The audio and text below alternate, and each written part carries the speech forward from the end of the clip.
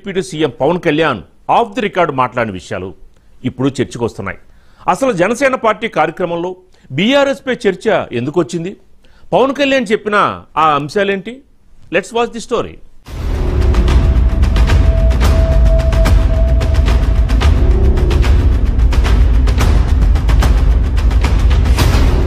August 28, 29, 30 తేదీల్లో 3 రోజుల పాటు విశాఖలో జనసేన విస్తృత స్థాయి సమావేశాలు జరిగాయి. ఆగస్టు 30న తెలంగాణలో అసెంబ్లీ సమావేశాలు మొదలయ్యాయి. ఆగస్టు 31వ తేదీ రాత్రి కాళేశ్వరం కేసును సీబీఐకి అప్పగిస్తున్నామంటూ తెలంగాణ సీఎం రేవంత్ అసెంబ్లీలో సంచలన ప్రకటన చేశారు. సెప్టెంబర్ 1న స్టేట్ మొత్తం దద్దరిల్లిపోయింది. అదే రోజు కేసీఆర్, హరీష్ రావులు కమిషన్ నివేదిక ఆధారంగా సీబీఐ విచారణ అడ్డుకోవాలని న్యాయస్థానంలో బలంగా ప్రయత్నించారు. సెప్టెంబర్ 2న కవిత మొదటి ప్రెస్ మీట్ పెట్టి హరీష్ రావుపై తీవ్రమైన ఆరోపణలు చేశారు. సెప్టెంబర్ 3న కవిత సస్పెన్షన్, ఆ తరువాత గంటకే కవిత రెండో ప్రెస్ మీట్, తన ఎమ్మెల్సీ పదవికి పార్టీ ప్రాథమిక సభ్యత్వానికి రాజీనామా చేశారు. మరోసారి హరీష్ రావుపై సంచలన ఆరోపణలు చేశారు. ఈ మొత్తం ఎపిసోడ్ తో బీఆర్ఎస్ పార్టీలో చీలిక వస్తుందా, బీటల వారుతున్న కేసీఆర్ కోట పునాదులతో సహా కుప్పకూలుతోందా అన్న చర్చ ఊపందుకుంది. అయితే అప్పటికే సరిగ్గా వారం రోజుల ముందు విశాఖలో జరిగిన జనసేన విస్తృత స్థాయి సమావేశాల్లో తొలి రోజే జనసేన పార్టీ సిద్ధాంతాలపై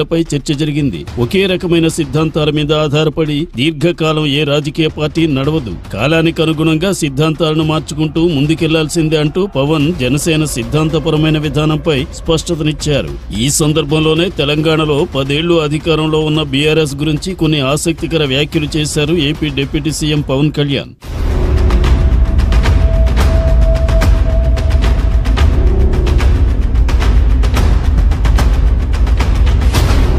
ప్రతి రాజకీయ పార్టీ కొన్ని సిద్ధాంతాలు, విధానాలతో పనిచేస్తుంటుంది. కానీ కాలంతో పాటు వాటిలో కూడా కొన్ని మార్పులు, చేర్పులు తప్పదు.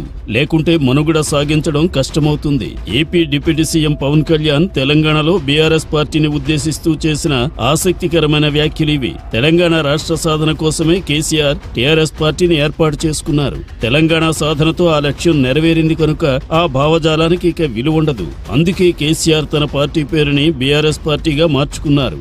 జాతీయ స్థాయి రాజకీయాలు చేయాలనే లక్ష్యం పెట్టుకున్నారు. కనుక ఏ రాజకీయ పార్టీకైనా కాలంతో పాటు మార్పు అనివార్యమని పవన్ కళ్యాణ్ అన్నారు. బీఆర్ఎస్ పార్టీ విషయంలో పవన్ కళ్యాణ్ చేసిన ఈ వ్యాఖ్యలు వారం రోజుల తరువాత తెలంగాణలో చర్చనీయాంశం అవుతున్నాయి.